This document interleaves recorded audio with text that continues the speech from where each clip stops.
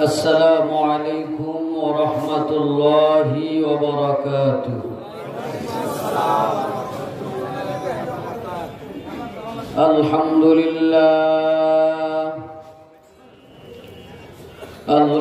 لله الكبير المتعال،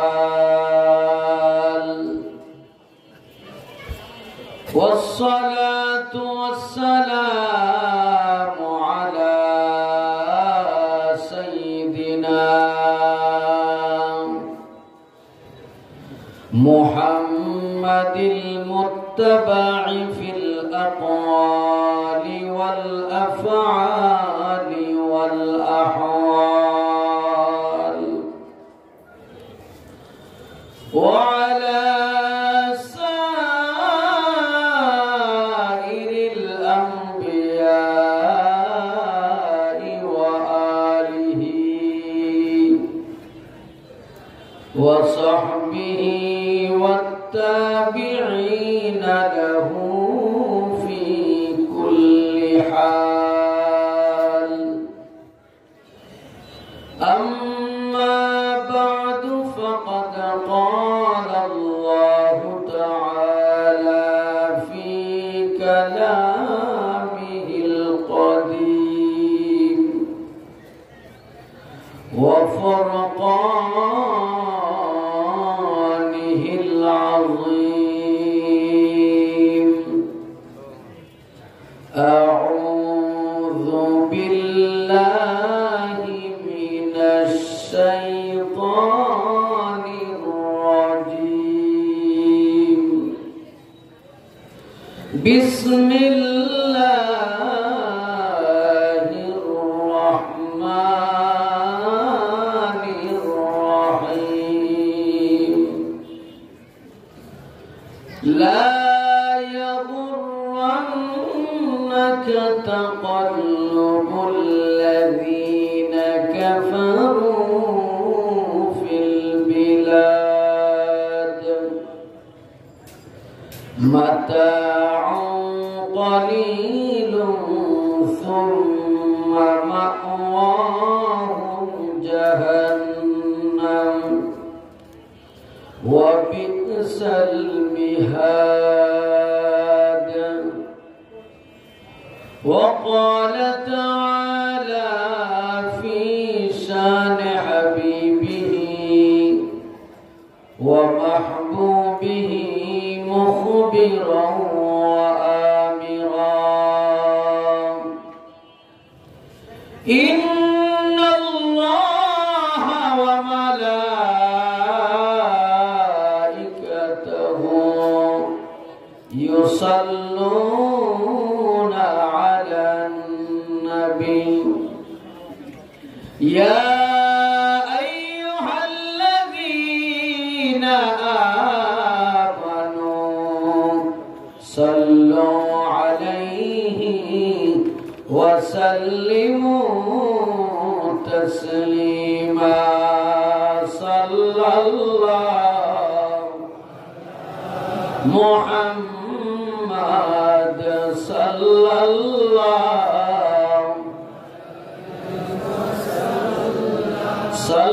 الله على محمد.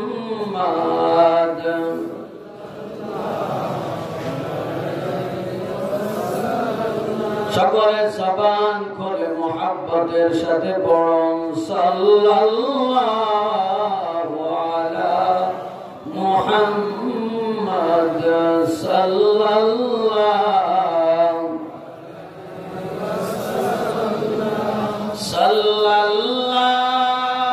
আলা Muhammad.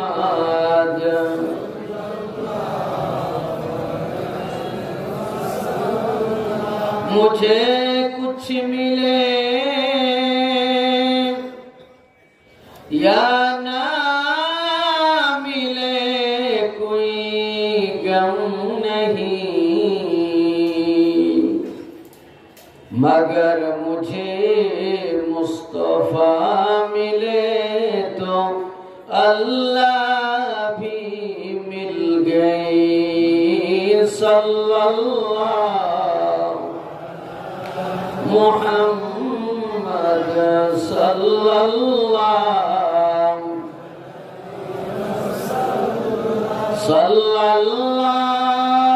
ala Muhammad sallallahu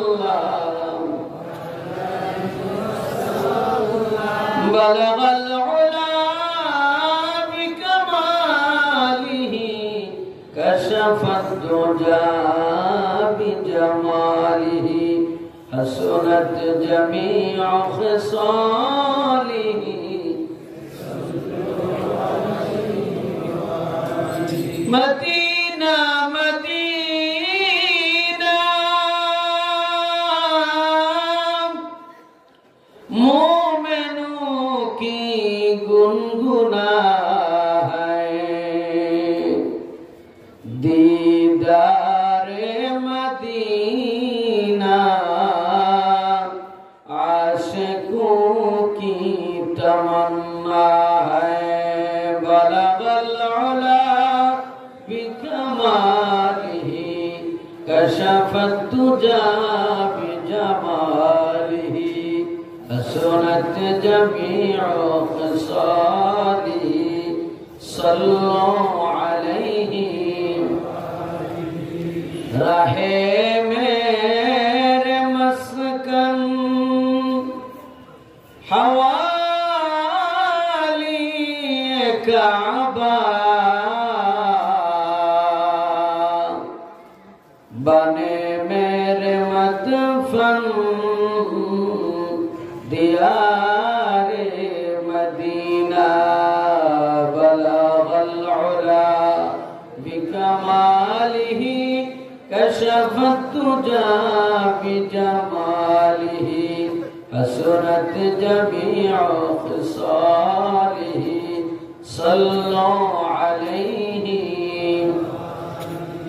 अल्लाहुम्मा सल्ली व सल्लिम व बारिक अलैहि मुअज़्ज़ज़ मुहतरम वाजिबुल एहतराम ঐতিহ্যবাহী চকবাজার জামে আবাদুল্লাহ মসজিদের সম্মুখে পবিত্র শবে বরাত উপলক্ষে 3 দিন ব্যাপী তাফসীরুল কোরআন ওয়াজ মাহফিলের সম্মানিত সভাপতি প্রবীণ আলেমে দ্বীন জনাব আলহাজ হযরত মাওলানা শরফুদ্দিন বেগ সাহেব মাদ্দাজিল্লুহুল আলী আজকের মাহফিলের প্রধান আলোচক আন্তর্জাতিক খ্যাতি সম্পন্ন মুফাসসিরে কোরআন প্রখ্যাত আলেমে দ্বীন জনাব আলহাজ হযরত মাওলানা খালিদ সাইফুল্লাহ আইয়ুবী সাহেব হাফিজাহুল্লাহ মঞ্চে উপবিষ্ট আছেন দিগার হাজারাত উলামায়ে কিরাম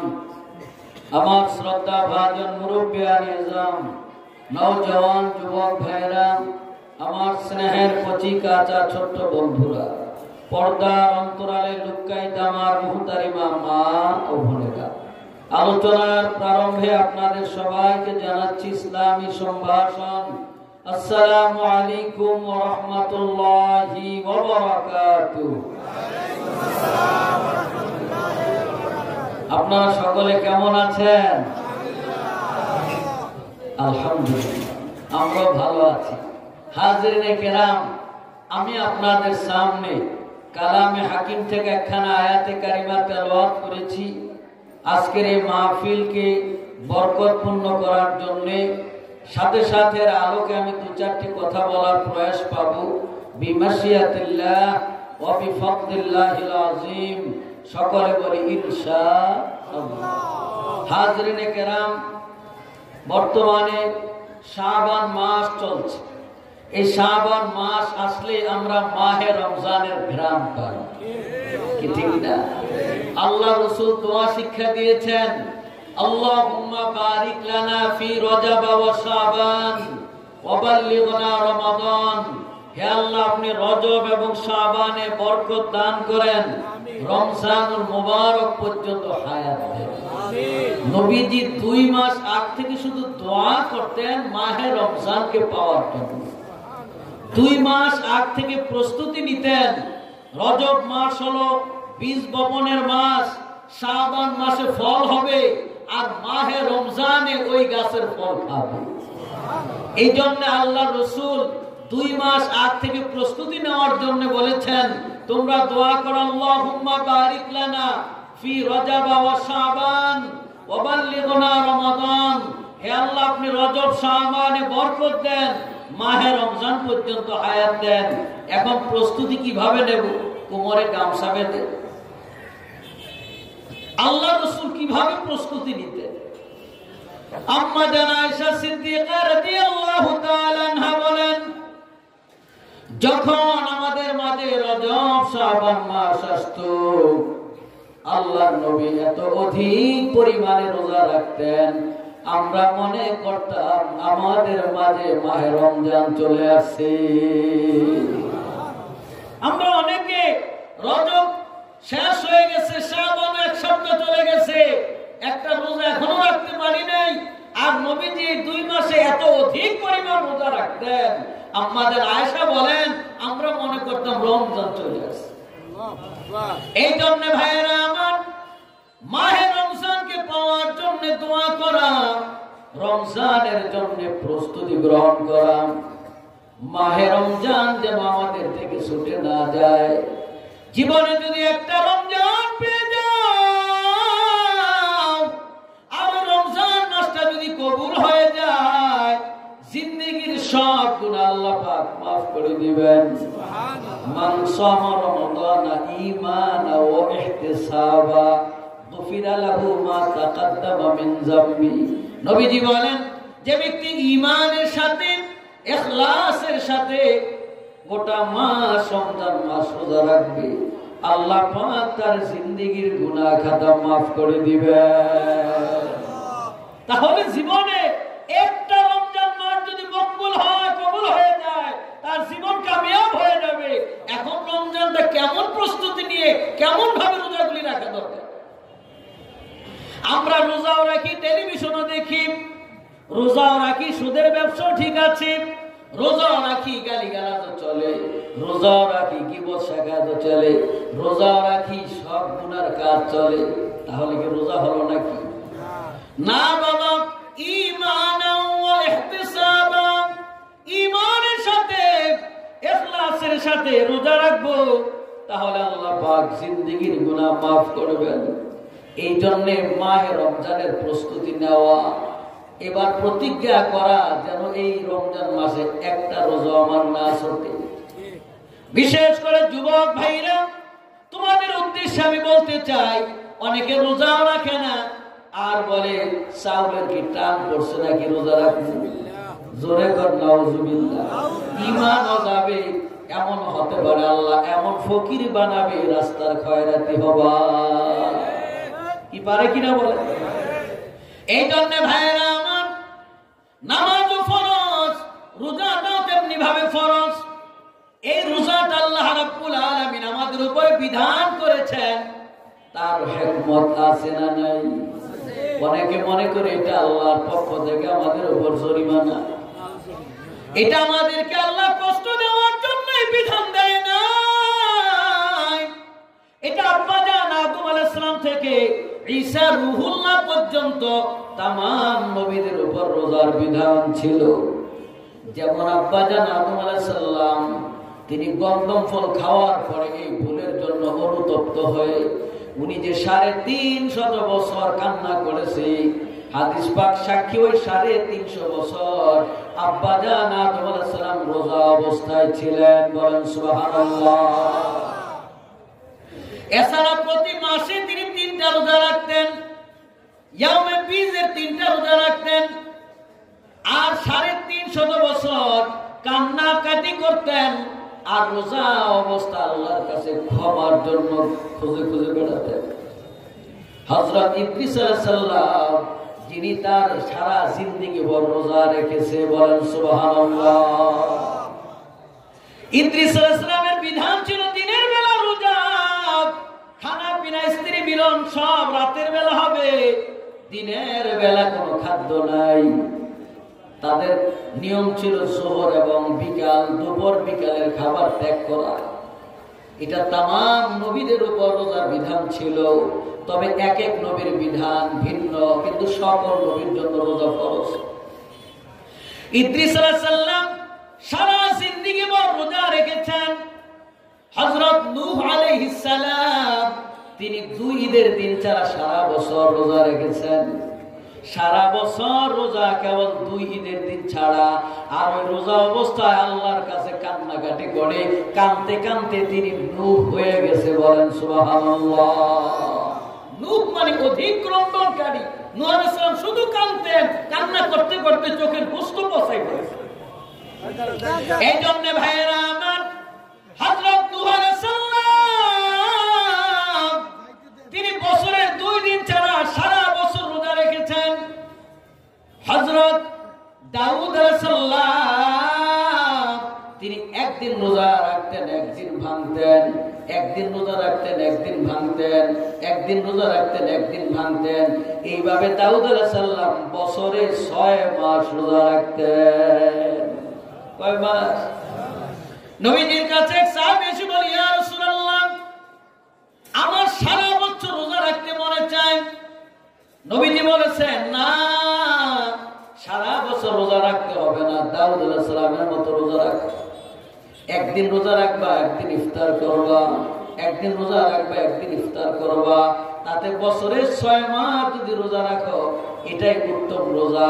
কারণ আল্লাহ পাকের কাছে দাউদ আলাইহিস সালামের রোজাটা বড় পছন্দ। কারণ বান্দা একেবারে না খেয়েই থাকবে, এটাও আল্লাহ চান না। বান্দা খাইবো একটু মাঝে মাঝে, ঠিক না? হযরত ঈসা রূহুল্লাহ তিনি রোজা রাখতেন। একদিন রোজা, 2 দিন ইফতার, একদিন রোজা, 2 দিন ইফতার। শনিবার রোজা, রবি সোমবার, মঙ্গলবার রোজা, বুধ বৃহস্পতিবার, আবার শুক্রবার রোজা। এইভাবে ঈসা রূহুল্লাহ বছরে 4 মাস রোজা রাখতেন। কয় মাস?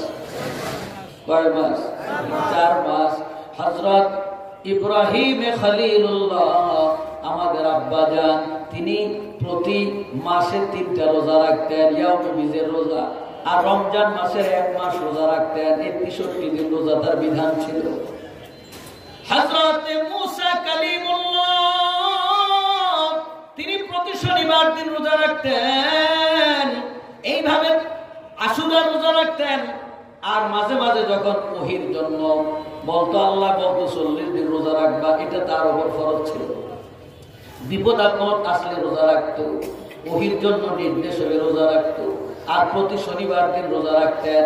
আর আমাদের উম্মতে মুহাম্মাদীর জন্য আল্লাহ রাব্বুল আলামিন মাহে রমজানের 1 মাস রোজার বিধান দিয়েছে। বলেন সুবহানাল্লাহ। কয় মাস? সারা বছর লাগবে না, প্রতি মাসে মাসে রোজা রাখারও কষ্ট না। বলেন, আর উম্মতে মুহাম্মাদী শুধু 1 মাস রমজান মাসে রোজা রাখবে, এরও কোনো হিকমত আছে না? এ ভাইরা, হুজ্জাতুল্লাহিল বালিগা কিতাব করে লিখেছেন শাহ ওলিউল্লাহ মুহাদ্দিস দেহলভী রাহমাতুল্লাহ আলাইহি, যাকে আল্লাহ রাব্বুল আলামিন জগতের মধ্যে 4 জনকে আশ্চর্য মেধা দান করেছেন। তোর মধ্যে একজন শাহ ওলিউল্লাহ মুহাদ্দিস দেহলভী রাহমাতুল্লাহ আলাইহি, যিনি ভারতবর্ষে সর্বপ্রথম ফার্সিতে কোরআনের অনুবাদ লিখেছেন। শুধু তাই নয়, শাহ ওলিউল্লাহ মুহাদ্দিস দেহলভী রাহমাতুল্লাহ আলাইহি যিনি 16 বছর বয়সে বুখারী পড়াইছেন, পড়েন নাই, কি করছেন? পড়াইছে। যিনি 16 বছর বয়সে বুখারীর উস্তাদ, তিনি একটা কিতাব লিখেছেন। আল্লাহ পাক যে ইবাদতের হিকমত লিখেছেন, ওই ইবাদত করার হিকমত, রোজা কেন আল্লাহ রাখতে বলেছেন, নামাজ কেন পড়তে বলেছেন, যাকাত দিতে কেন বলেছেন, এই ইবাদতের হিকমতের উপরে কিতাবখানা লিখেছেন। তিনি বলেন, কিতাব লেখার পর এই কিতাবের পূর্ণ বুঝ আমি একলা পেয়েছি, আমার একজন ছাত্রই বুঝেছে। সহজ না কঠিন? সহজ না কঠিন? যে আমি এটা কঠিন ভাষায় লিখি নাই, সহজ ভাষায় লিখছি, তাতে আমি বুঝছি আর আমার একজন ছাত্র বুঝছি, আর পরিপূর্ণ বুঝ কেউ পায়নি। এত মেধা আল্লাহ, এত বিচক্ষণতা তাকে দান করেছে। ওই কিতাবের মধ্যে লিখে মাহে রমজানের রোজার হিকমত হলো, এ ভাইরা, রোজার দ্বারা মানুষের গরিবের দুঃখ বুঝবে। আমি তো পেট ঠিয়ে খাই, পেট ভরে খাই, খিদা লাগার আগে খাবার খাই।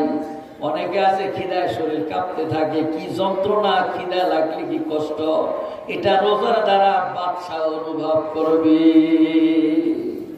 গরিবের না খেয়ে থাকার কষ্টটা অনুভব করবে। দ্বিতীয় কারণ হলো রোজার দ্বারা শরীরের রোগ ব্যাধির কাফারা হয়। শরীরের রোগ ব্যাধি আছে, শরীরের মধ্যে ভাইরাস আছে। এই রোজাটা আল্লাহ পাক কেন ফরজ করলেন? আল্লাহর নবী বলেন, আব্বা জান আদম আলাইহিস সালাম যে গন্ধম ফলটা খেয়েছিলেন, ওই গন্ধম ফলের ক্রিয়া পেটের মধ্যে 1 মাস ছিল। কয় মাস? জোরে বলেন, কয় মাস? 1 মাস। এক একটা জিনিসের ক্রিয়া থাকে না। সবজি খাইলে একরকম, গোস্ত খাইলে একরকম, গরুর গোস্ত খাইলে চুলকায়, ছলা চিংড়ি খাইলে চুলকায়, এরকম অ্যালার্জি জাতীয় তরকারি আছে না নাই? তো ওই যে গন্ধম ফল, এই ফলটা খাইলে পেটের মধ্যে গেলে এটার ক্রিয়া থাকতো 1 মাস। কয় মাস? 1 মাস। আল্লাহ রাব্বুল আলামিন বললেন, আদম, তোমার তওবা কবুল করব। 350 বছর রোজা রেখেছো, তবে এখন তুমি 1 মাস রোজা রাখবা, দিনে এবং রাত্রে। সবাই কোন? দিনে এবং রাতে 1 মাস রোজা। এটা শুধু দিনের বেলা নয়, দিনেও রাখবা, রাতেও রাখবা। আল্লাহর নবী বলেন, আদম আলাইহিস সালাম ওই গন্ধম ফলের কারণে 1 মাস দিনে এবং রাতের বেলা রোজা রেখেছেন। আর আমার উম্মতের জন্য আল্লাহ রাব্বুল আলামিন মায়া করে দিনের বেলা রোজা রেখেছেন আর রাতের বেলা মাফ করে দিয়েছেন। যদি দিন এবং রাত্র দুইটা টাইম যদি রোজা রাখা লাগতো, এই যুবক ভাইরা, তোমাকে খুঁজে পাওয়া যেত। এমনি তো রোজা রাখা, তাহলে আল্লাহ পাক উম্মতে মুহাম্মাদের জন্য এতটুকু ইহসান করেছে, দিনের বেলা রোজা রাখবা আর রাতের বেলা হুমাহুম খাবা। বলেন তো, রমজান মাসে 11 মাসে মানুষ যা খায়, রমজানে কি কম খায় না বেশি খায়? কি বলেন, কম খায় না বেশি খায়? ভাজা পোড়া যা খায়, এগুলি 11 মাসে খাইলে গ্যাস্ট্রিকে মানুষ মরে যায়। আল্লাহ পাক রমজানের বরকতে এগুলি সব মাফ করে দেয়। বলেন সুবহানাল্লাহ। ঠিক না বেটি? ইফতার থেকে শুরু করে তারাবির আগেও খায়, পরেও খায়, ঘুমানোর সময় খায়, সাহারি খায়, 5 মিনিট আছে বিড়ি খায়, আছে না?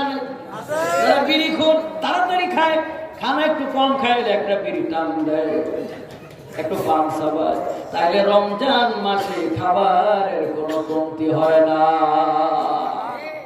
এই যে 1 মাস রোজা, এটা তার শরীরের রোগ ব্যাধি দূর করে দেয়। বিশ্ব চিকিৎসক ইবনে সিনা রহমতুল্লাহ আলাইহি, নাম শুনেন না আপনারা? যেমন ইবনে বতুতা, উনি বিশ্ব পর্যটক ছিলেন, সারা দুনিয়া ঘুরেছে 12,500 মাইল পথ পায়ে হেঁটে। আশ্চর্য হলো, গাড়িতে না, পায়ে হেঁটে হেঁটে 12,500 মাইল পথ হেঁটেছে, আজ থেকে 850 বছর আগে। আর ইবনে সিনা ছিল বিশ্ব চিকিৎসক।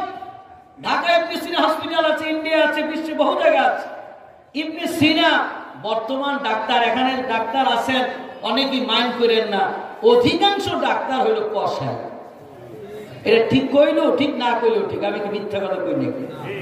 কি কর? অনেক ডাক্তার আছে টেস্ট লাগে না, উনি 33 বছর ধরে ডাক্তারি যদি করে, সাধারণ বিষয় গেল টেস্ট দেওয়া লাগবে, এত বছর ঘোরার কাজ কাটছে নাকি? কি করে? আমরা তো ক্লাসে ছাত্র দেখলে বলে দিতে পারি, ফার্স্ট হবে, সেকেন্ড হবে, থার্ড হবে। আমরা বলতে পারি 6 মাস পড়াইয়া, উনি 33 বছর চিকিৎসা করে, উনি বলতে পারে না কেন? পারে, বলে না, ওই পার্সেন্টেজ তো পাইবে।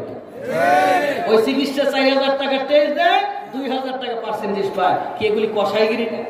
গরিব হোক, আনো আগে টাকা লই আর করে চিকিৎসা। এটা অধিকাংশ, সবাইকে আমি বলি নাই, কিছু ডাক্তার তো ভালো আছেই, মানব সেবা করে, কি আছে না?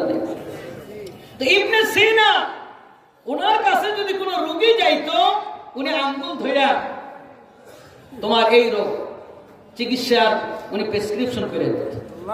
বলেন না সুবহানাল্লাহ। এখন কোন রোগী গেলে আঙ্গুল ধইরা নখ চাপ দিয়ে বলে দিত। এখন মহিলা গেলে কি হাত চাপ দেওয়া যাবে? মহিলা গেলে পর্দার আড়ালে রাইখা তাদের হাতের আঙ্গুলে সুতা বেঁধে দিত, আর ওই সুতায় ধরে রোগ বলে দিত। সুতা কিভাবে লাইন, এই যুগে তো ব্লুটুথ আছে, তার আছে, কত রকমের অবস্থা। আর এই কত পুরানো কথা, উনি সুতা টাইনে এনে দিত, মহিলার অবস্থা বইলে উনি প্রেসক্রিপশন লিখত। তো ওই যুগে আলেম ওলামাদের শত্রু আছে না নাই? কথা কয় ভাই, আলেম বিদ্বেষী লোক সব যুগে ছিল কি ছিল না? ওই যুগে একদল নাস্তিক মার্কা যারা আলেম ওলামা বিদ্বেষী কয়, ইবনে সিনা একটা ভণ্ডামি শুরু করছে, মহিলার সুতা ধরে উনি বইলা দেয়। এগুলি হইল খাও ভণ্ডামি। মানুষের আঙ্গুল ধরে রোগ বলে এটা মানা যায়, কিন্তু সুতা ধরে রোগ নির্ণয় করে উনি প্রেসক্রিপশন করে, তারা ওনাকে একটা কঠিন ধরা দিতে হবে। কিভাবে? পর্দার আড়ালে একটা গরু আর ছাগল, একটা গরুর বাছুর আর একটা ছাগলের বাচ্চা মুখোশ লাগাইয়া বেঁধে সুতা বেঁধে দেব। উনি যদি প্রেসক্রিপশন ধরে সুতা ধরে প্রেসক্রিপশন করে, তাইলেই তো বুঝবো ভণ্ড, ওনাকে কঠিন আকারে শান্তি করবো। এই সিদ্ধান্ত ওই যুগের আলেম বিদ্বেষী কিছু লোক দিল। ইবনে সিনা উনি পুরুষদের চিকিৎসা আঙ্গুল ধরে করে ফেলে, আর মহিলাদের পায়ে সুতা বেঁধে দেয়, সুতা ধরে রোগ বলে দেয়। আজকে ওনাকে কঠিন ভাবে পরীক্ষা নেবে। একটা ছাগল আর একটা গরুর বাছুর, দুইটা পর্দার আড়ালে রাইখা সুতা এনে বলে, ইবনে সিনা দুইজন রোগী আছে, একটু ঔষধ দেন। ইবনে সিনা সুতা ধরে প্রেসক্রিপশনের নাম লেখে, বয়স লেখে, কি লেখে কিনা, প্রেসক্রিপশনে রোগীর নাম লেখে, বয়স লেখে। এখন রোগীর প্রেসক্রিপশন লিখতেছে, আর ওনারা বলে চুপ থাকো, লেখা শেষ হোক, এরপরে ধরবো। যখন ইবনে সিনা বলে দুই রোগীর নেন দুইটা প্রেসক্রিপশন, পয়রা কয় কি লেখছেন, আগে ওষুধগুলো বুঝিয়ে দেন। কয় দুইটা গাছের নাম আর দুইটা ঘাসের নাম। একই আবার, একই কোনো ঔষধ। বলে প্রথমটা হলো গরু, এই গরুটার পেটে সমস্যা, এই দুইটা গাছের পাতা খাওয়ালে খুব ভালো হবে, পায়খানা একটু নরম। আর ওই ছাগলটার পায়খানা বেশি শক্ত, বড়ি বড়ি পায়খানা করে, ওই দুইটা ঘাস খাওয়াইলে তার পেটটা ঠিক হয়ে যাবে। এটা হলো ফেরাসত। এরা আল্লাহ ওয়ালা ছিল। এদের কাছে ফাজলামি করো, তুমি তো দুই চোখ দিয়ে দেখো, আর আল্লাহ ওয়ালারা তাদের চার চোখ, দুনিয়ার দুই চোখ আর ভেতরের দুই চোখ দিয়ে আরশ পর্যন্ত দেখে। বলেন না সুবহানাল্লাহ। অতএব তাদের সাথে কোন ফাজলামি চলবে না। যাই হোক, এই কথাটা বলার উদ্দেশ্য হলো, ইবনে সিনার কাছে যদি কোনো বড় রোগী যাইতো, ক্যান্সারের রোগী, ক্যান্সার যার কোনো নাই ক্যান্সার, কিডনির রোগী যাইতো, লিভারের রোগী যাইতো, বড় বড় রোগী যদি ইবনে সিনার কাছে যাইতো, তাদেরকে তার হসপিটালে ভর্তি করায় রোজার শিডিউল দিত। তুমি আমার এই রুমে থাকবা, 21 দিন রোজা রাখবা, 1 মাস রোজা রাখবা, 3 মাস রোজা রাখবা, 6 মাস রোজা রাখবা। রোগ অনুযায়ী রোজার শিডিউল দিত, রোজা রাখতো, আর ইবনে সিনা চিকিৎসা করত। যত বড় রোগ হোক ভালো হইয়া যাইত। তাহলে বুঝা গেল, রোজা এটা আমাদের রোগ কি বাড়ানোর জন্য না রোগ মুক্ত করার জন্য? মুক্ত করার জন্য। এই জন্য বাবা, এই রোজাটা আমাদের জন্য শাস্তি নয়, বরং এটা আল্লাহর পক্ষ থেকে নিয়ামত, এটা হাদিয়া। আমার উম্মত, নবীজি বলেন যে আমার উম্মত যদি রোজা একটা মাস রাখে, দেখেন যারা রোজা রাখে ঈদগাহে যায় একেবারে বুকটা ফুলাইয়া, ঠিক না? সাহস, জামাই জামাই ভাব, ঈদগাহে আনন্দ করে। আর যেগুলো রোজা না রাখে সোর সোর ভাব। যদিও কিছু মাতবার এখন ঈদগাহের রোজা না রেখে কয়, ও মে ভাই আপনার পোলারে শুনছি বাঘে খাইছে। কখন? আপনার পোলার শ্বশুর বাড়ি যায় তখন নাকি? যাওয়ার সময় না আসার সময়? হ্যাঁ, কেন জিগাইলেন? যাওয়ার সময় হলে বাঘে খাইতে পারবেন, আসার সময় খাওয়া সম্ভব। কেন? আমার পোলা যখন শ্বশুর বাড়ি যায় যায় বাঘের মতো, আসার সময় বিড়ালের মতো। কথা বুঝলেন? তো যারা রোজা রাখে এরা ঈদগাহে যায় বাঘের মতো। দেখবা যারা রোজা না রাখে যুবক, এরা একটু সুর সুর করে, আর মরে মরে ফেরেশতারা এদেরকে সম্ভাষণ জানায় না, এদেরকে ঘৃণা জানায়। বলেন নাউযুবিল্লাহ। এই জন্যে রমজান মাসে 1 মাসেই তো আর 3 সপ্তাহ পরে এই রোজার প্রস্তুতি নেওয়া শুরু করে। যুবক এই রোজা তোমার স্বাস্থ্য নষ্ট করবে না। অনেক মুরব্বী বাবার আছে, উনি আলগা পিরিত দেখায়, পোলারে রোজা রাখতে দেয় না, থাক থাক রোজা রাখলে স্বাস্থ্য নষ্ট হয়ে যাবে। আপনার এই পণ্ডিতি করতে পারে, রোজা রাখলে স্বাস্থ্য নষ্ট হবে, আর রসুল কো রোজার দ্বারা রোগ ব্যাধি ভালো হবে। আপনি আল্লাহ রসুলের চেয়ে বেশি দরদ দেখান, পোলার এমন রোগ হইবে একেবারে সব শেষ হয়ে যেতে পারে কিনা। এই জন্য ছোটবেলা থেকে রোজার অভ্যস্ত করান। রোজা রাখলে আল্লাহ রসুল বলেন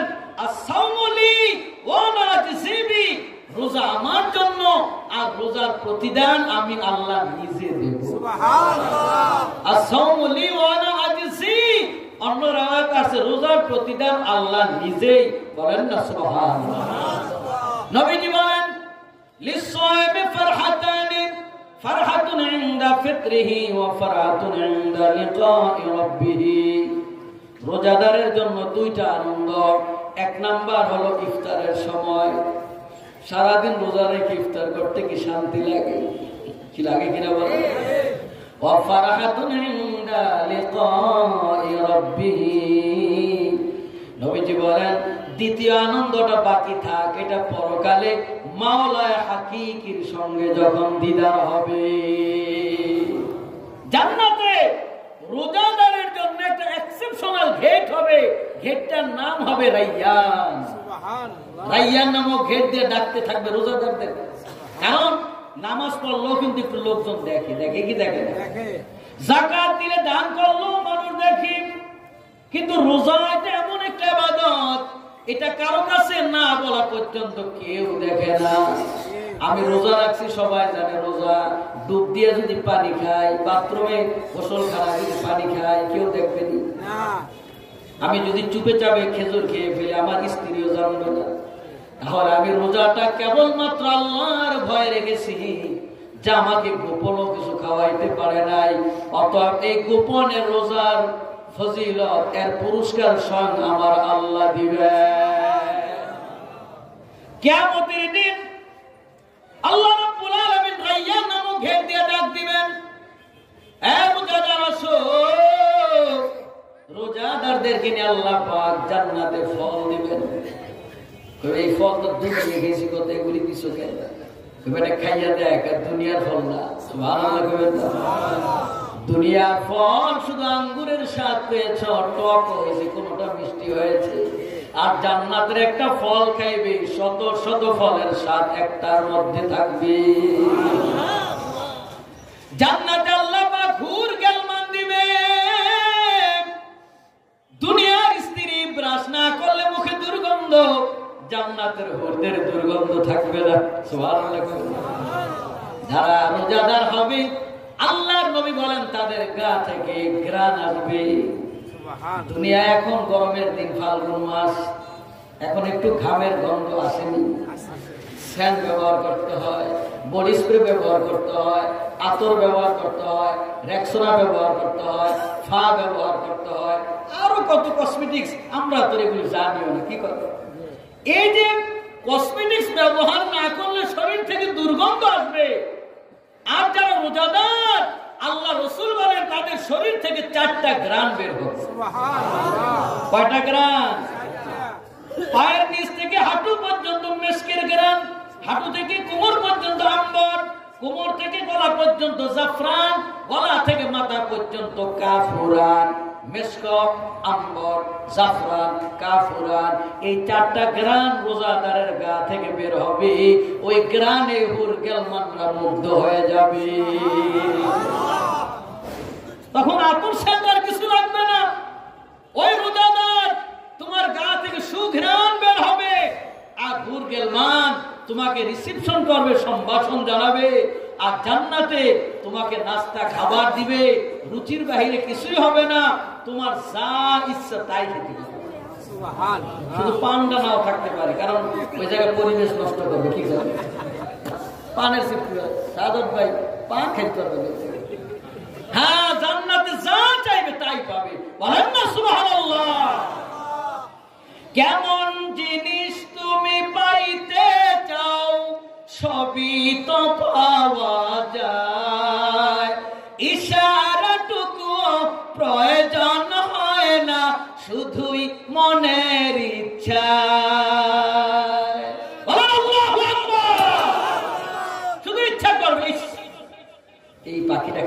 পারতাম না। ঘুনা পাখি দেখতে সামনে ঘুনা হয়ে চলে ওই হুটটা যদি আমার স্ত্রী হইতো সাইজটা সামনে ছেলে, আর এখন যদি কয় ওই মেয়েটা বিয়ে করতে পাইতাম জোতাই দেখি কি কর ইচ্ছা করলে কি বিয়ে করো দেবে। আর জান্নাতে বলার সাথে সাথে যা কল্পনা করবে সব চলে আসবে। জান্নাতে সবচেয়ে ছোট জান্নাত যাকে দিবে এইটাও দুনিয়ার 10 গুণ। আল্লাহ রসুল বলে যা কোনোদিন কল্পনা করো নাই, যা কোনোদিন বর্ণনা শোনো নাই, যা চোখে দেখো নাই, তুমি যা ভাববা কল্পনা করবা এর চাইতে বেশি ওই জান্নাতের নিয়ামত থাকবে। আর হুরগেলমান এত সুন্দরী হবে যে এদের লালা যদি একটু দুনিয়ায় পড়তো তাহলে দুনিয়ার পানিগুলা সব অদৃশ্য মিষ্টি হইতো, দুধের যে সাদা হয়ে যেত। শুধু তাই না, হুরগেলমান এদের একটু ঘাম যদি দুনিয়ায় পড়তো তামাম পানিগুলা আতরের মতো গ্রাম হয়ে যেত। দুনিয়ার হুরদের ওড়নাটা যদি দুনিয়ায় নিক্ষেপ করে ফেলাই দেওয়া হয় আর গোটা দুনিয়া 10 বার বিক্রি করো, ওই হুরদের ওড়নাটা কেনার শক্তি নাই। এত দামি ওড়না পড়বে, বলে হুজুর আমি চালাবো কেমনে, এত খরচ, ওখানে আপনার টেনশন নাই, ওই তো যা চাইবেন তাই তো পেয়ে।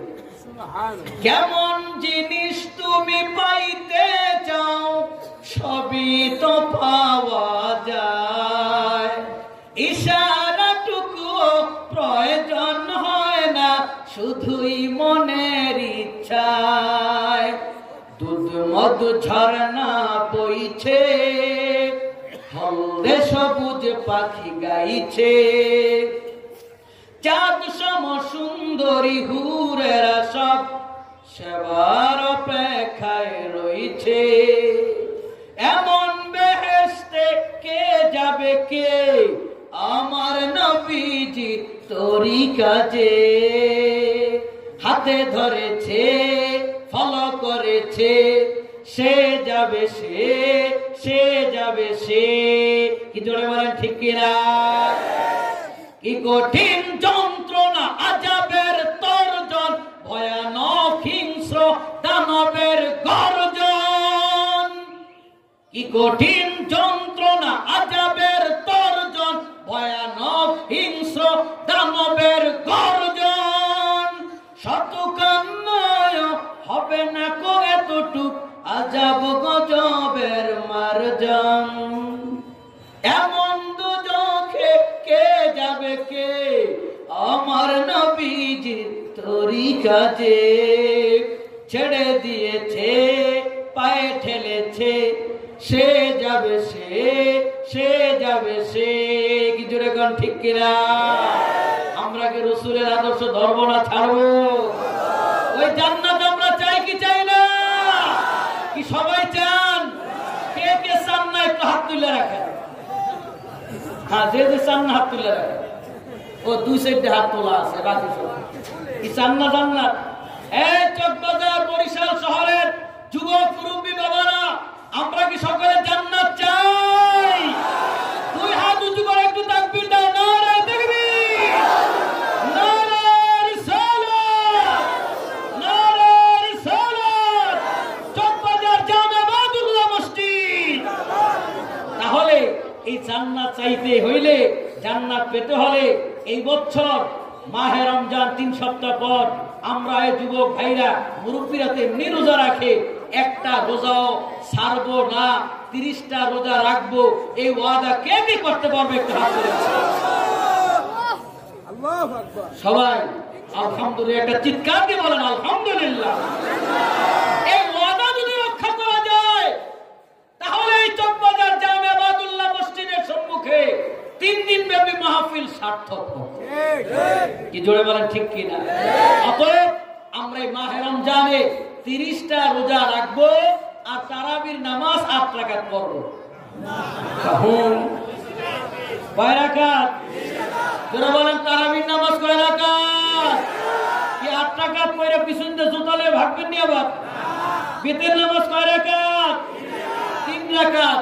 আমরা টেলিভিশন মৌলবীদের অনুসারী, আমরা আউলিয়া কেরাম সারসিনার পীর, চরমনার পীর, এই হক্কানি পীর মাশায়েখ আমাদের দুয়ারে দুয়ারে যে তালিম দিয়েছে, আমরা সে অনুযায়ী আমল করব। আমরা ইমাম সুরদের অনুসরণ করব। যারা ইহুদিদের টাকা খেয়ে টেলিভিশনে কয় 8 টাকাত আর মসজিদে পরে 20 টাকাত, টেলিভিশনে 8 টাকাত বইলা বিদেশিদের টাকা হালাল করে আর মসজিদে 20 টাকাত কইরা ইমামতি রক্ষা করে। আমরা দুইটা না, আমরা একটা করব। তারাবির নামাজ পড়বো কয় রাকাত? 20 রাকাত। মাহে রমজানে 20 রাকাত কেন? তারাবি 20 রাকাত। তাহাজ্জুদ পড়বো 8 রাকাত, 12 রাকাত। কোনো বাধা আছে নাকি? সারা রাত্র নামাজ পড়বো, কোনো বাধা আছে? 8 রাকাতের বেশি পড়া যাবে না। এমনি না, শূন্য বুড়ি, আবার যদি পায় ঢোলের বাদ। এ ভাইরা, ইবাদতে কোনো বাধা নেই। ইমাম আযম আবু হানিফা রাহমাতুল্লাহ আলাইহি গোটা জিন্দেগির মধ্যে 40টা বছর সারা রাত্র ইবাদত করেছেন। আব্দুল্লাহ বিন মুবারক রাহমাতুল্লাহ আলাইহি তার জিন্দেগির একটা অংশ দাঁড়ায় দাঁড়ায় সারা রাত্র নামাজ পড়েছেন। তার প্রতিবেশী এক যুবক মাকে বলে, মা গো, ওই যে বিল্ডিং এর সাথে দেখতাম সন্ধ্যাবেলা একটা পিলার, 16টা বছর হিসাব মতে আমি দেখতাম, ওই পিলারটা এখন দেখতেছি না গো মা। বলে, বাবা রে, তুমি যে বিল্ডিং এর সাথে পিলার দেখেছো, ওইটা পিলার নয়, এটা ছিল আব্দুল্লাহ বিন মুবারক, যে গত 2 দিন আগে তার মৃত্যু হয়েছে। আজ থেকে ওই পিলার আর তুমি দেখবে না। ওই যে 16 বছর পিলারটা দাঁড়ানো ছিল, এটা আব্দুল্লাহ বিন মুবারক তার বিল্ডিং এর সাথে সারা রাত্র নামাজ পড়তো। আর তুমি নামাজের রাকাত করো বেটা, তুমি সারা রাত্র রমজান মাস আল্লাহর ইবাদতে কাটিয়ে দাও। রমজান মাসে তাহাজ্জুদ পড়া যত সহজ, এখন তো এই মুহূর্তে এশার নামাজ পড়ে ক্লান্ত মানুষ পরিশ্রম করে ঘুমাইলে অনেক সময় তাহাজ্জুদে উঠতে কষ্ট হয়ে যায়। উম্মতে মুহাম্মাদীর জন্য আল্লাহ পাক সহজ করে দিলেন। রজব মাসে মেরাজের রাতে আল্লাহ বলে দিলেন, হাবিব, আখিরু আয়াতান মিন সূরাতিল বাকারা কাফাতানে, আপনার উম্মত যদি সূরা বাকারার শেষে 2 আয়াত তেলাওয়াত করে ঘুমায়, তার জন্য তাহাজ্জুদের জন্য যথেষ্ট হয়ে যাবে। অন্তত তাহাজ্জুদ না পড়তে পারলে আমলটা করবেন, কিন্তু পড়া তো কঠিন। যারা পড়তে পারে না, রমজান মাসে সাহারি খাইতে তো ওঠা লাগে। কথা কয়, ওঠা লাগে কিনা? অনেকে আছে ঘড়ি দিয়ে 20 মিনিট আগে ওঠে, আলিশা কোম্পানি, ওইটা কোন রকম খাইয়া ওনার ওই যে ওজিফা আছে একটা বিড়ি ফুট ফুট টাইম নিয়ে আবার ঘুমায় যায়। এটা নয়, আপনি 20 মিনিটের জায়গায় 40 মিনিট আগে উঠবেন, উঠে ওযু করে আপনি অন্তত 4 রাকাত, 6 রাকাত, 8 রাকাত তাহাজ্জুদ পড়ে যদি আপনি সাহারিটা খান, এতে কি বেশি কষ্ট হয়ে যাবে? কি বেশি কষ্ট হবে? 1 মাস যদি তাহাজ্জুদের অভ্যাস করা যায়, বাকি 11 মাস আল্লাহ পাক সহজ করে দেন। আমি আজকে মাহে রমজানের কিছু আমলের কথাই বলে যাই, কি বলেন? এরপরে আমার পরে আলোচনা করবেন আপনাদের সকলের কলিজার টুকরা প্রিয় বক্তা, এই জাম ইবাদুল্লাহ মসজিদে দীর্ঘ প্রায় 2 যুগের মতো। আমি তো আসি 16 বছর হয়ে গেছে, আলহামদুলিল্লাহ। আমি ছোট মানুষ, আমারই 16 বছর প্রায় ইবাদুল্লাহ মসজিদের সামনে। আর আল্লামা খালিদ সাইফুল্লাহ আইয়ুবী সাহেব, তার প্রায় 2 যুগ হয়ে গেছে। এই কিছুক্ষণের মধ্যে আসবেন, তিনিও মূল্যবান আলোচনা করবেন ইনশাআল্লাহ। সকলে বলেন ইনশাআল্লাহ। তো ভাইয়েরা আমার, মাহে রমজানে আমরা তাহাজ্জুদের অভ্যাস করব ইনশাআল্লাহ। কি পারা যাবে না ইনশাআল্লাহ? আরেকটা কাজ হলো, বিশেষ করে মুরব্বী বাবার এটা তদারকি করবেন। আজকে আমাদের থেকে তেলাওয়াত উঠে গেছে, ঘরে ঘরে তেলাওয়াত নাই। দোকানে তেলাওয়াত চলবে, ঘরে ঘরে তেলাওয়াত চলবে। আপনার ছেলে, মেয়ে, পুত্রবধূ, আপনি নিজে, স্ত্রী, যদি আপনি টার্গেট করেন যে প্রত্যেকে 1 খতম 2 খতম করে কোরআন শরীফ খতম করবা, আমি 1000 টাকা করে পুরস্কৃত করব, তাতে প্রত্যেক ঘরে যদি 5 খতম 10 খতম করে কোরআন খতম হয়, এই বরিশাল শহরে যদি 5000 কোরআন খতম হয়, তাহলে কি রমজান মাসের রহমত, মাগফিরাত, নাজাত, এই বরকত নিয়ামত গুলি কি শহরে আসবে না? বলেন, কি জোরে বলেন, আসবে না? শুধু জিগে ব্যবসা কেমন আসি কোন রকম, হুজুর আওয়ামী লীগ ক্ষমতায় তো ব্যবসা ভালো চলে না। দোষ আওয়ামী লীগের দিয়ে না, আপনার কান্দেও কিছু দোষ আছে, আছে না? নাই। নিজেরও সব নিজের হাতের কামাই, তেলাওয়াত নাই তো অভাব তো আসবেই। আপনি প্রতিদিন সন্ধ্যাবেলা সূরা ওয়াকিয়া তেলাওয়াত করেন, ওই দোকানে ওই বাড়িতে অভাব থাকবে না। কিন্তু আজকে আমাদের তেলাওয়াত নাই। এখন দোষ হয়েছে ওই দলের, ওই দেশের, আমার নিজেরটা আগে নিজের দোষ নেই। এই জন্য প্রত্যেক ঘরে ঘরে অন্তত 5 খতম করে কোরআন শরীফ পড়া যাবে তো ইনশাআল্লাহ। আমাদের যারা আকাবের ছিলেন, মেশকাতের সরা মেরকাতের মধ্যে লেখা আছে, আমাদের একজন মুসান্নিফ আকাবের, উনি ওনার ঘরে একটা রুমে ওসিয়ত করে গেছে তার সন্তানদেরকে, বাবা আমার এই রুমটার মধ্যে তোমরা কোনো গুনার কাজ করো না, আমার জীবদ্দশা আমি এখানে 4000 খতম কোরআন শরীফ পড়ছি। চিন্তা করতে পারেন, একটা জীবনে 4000 খতম। আমাদের সুশিনা মাদ্রাসা আমাদের উস্তাদ প্রবীণ উস্তাদ রফিকুল্লাহ নেসারি সাহেব পটুয়াখালী হুজুর, উনি এখন বৃদ্ধ হয়ে গেছে, বুড়া হয়ে গেছে। আমি যখন সুশিনা 1-2 সালে, তখন শুনছি হুজুরের রমজান মাসে 30 খতম কোরআন শরীফ পড়তে। শুধু ঘুম আর খাওয়া ছাড়া সারাক্ষণ কোরআন শরীফ, দুয়ার আটকায়, কারোর সাথে কথাবার্তা বলতো না, সারাদিন কোরআন শরীফ। ইমাম বুখারী রহমতুল্লাহ আলাইহি তিনি 30 খতম কোরআন শরীফ মাহে রমজানে পড়তেন। আজকে আমাদের থেকে কোরআন তেলাওয়াত উঠে গেছে। মাহে রমজানে এখন টেলিভিশন দেখে, টেলিভিশনে কয় হুজুর ভালো জিনিস দেখি, খারাপ না তো, ভালো জিনিস তো দেখেন, কিন্তু ভালো জিনিসের মধ্যে আমাদের উস্তাদ মরহুম আল্লামা শাইখুল হাদিস দেউলকাটি হুজুর রহমতুল্লাহ আলাইহি, উনি 45 বছর বুখারী শরীফ পড়াইছে। তা আমাদের উস্তাদকে প্রশ্ন করছি, হুজুর টেলিভিশনে যদি একটু খবর দেখি, ভালো জিনিস খারাপ কিছু না দেখলাম, এত সমস্যা? গু খাওয়া দাঁতে লাগবে না, এটা কি সম্ভব? গুই তো হারাম, দাঁতে লাগা না লাগার কথা তো পড়ে। অতএব এগুলি যেগুলির মধ্যে খারাপ সম্ভাবনা, এগুলি পরহেজ করা। এই জন্যে মাহে রমজানে আমরা বেশি বেশি তেলাওয়াত করবো, তাহাজ্জুদের নামাজ পড়বো। প্রথম 10 দিন রহমত, দ্বিতীয় 10 দিন মাগফিরাত, তৃতীয় 10 দিন নাজাত। এই রহমত, মাগফিরাত, নাজাতের মাস মাহে রমজান। আপনাদের মধ্যে একটা প্রশ্ন আসতে পারে, তাহলে এই 1 মাস ছাড়া বাকি 11 মাস কি রহমত থাকে না, মাগফিরাত থাকে না, নাজাত থাকে না? তাহলে নবীজি 3 মাসের কথা বিশেষ করে কেন বললেন? ভাইরা, আমি আপনাদেরকে জিজ্ঞাসা করি, এখন কি পানি পাওয়ার জন্য টিউবওয়েলে যাওয়া লাগে কিনা? কথা কয় না। রাস্তায় কি পানি পাবেন? এখানে পানি আছে, টিউবওয়েলে যেতে হবে, পুকুরে যেতে হবে, খালে যেতে হবে, নদীতে যেতে হবে, তাইলে পানি পাওয়া যাবে। তাইলে পানি পাওয়া যায়। আর বর্ষাকালে পুকুরে আসেনি, নদীতে আসেনি, টিউবওয়েলে আসেনি, আছে। আসমান থেকে পানি, ঘর থেকে বের হলেই পানি, রাস্তায় পানি, ঠিক না? তাহলে জুতা ভিজে যাবে, কাদা লাগবে, নিচেও পানি, উপর থেকে পানি, টিউবওয়েলেও পানি, পুকুরেও পানি, নদীতেও পানি, সব জায়গায় পানি।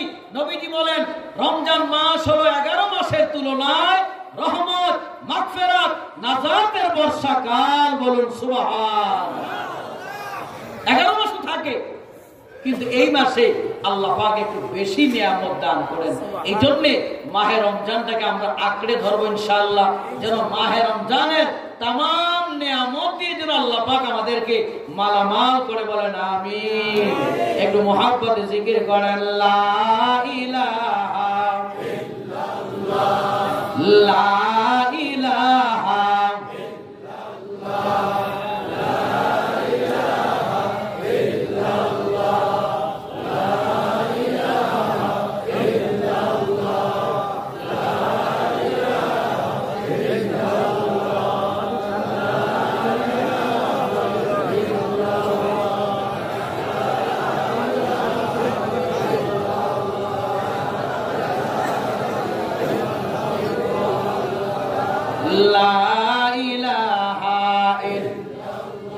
জোরে লা ইলাহা ইল্লাল্লাহ। তুমি কাউকে করেছ খলিলুল্লাহ, কাউকে করেছ সবিহুল্লাহ, কাউকে করেছ কালিমুল্লাহ, কাউকে করেছ রূহুল্লাহ।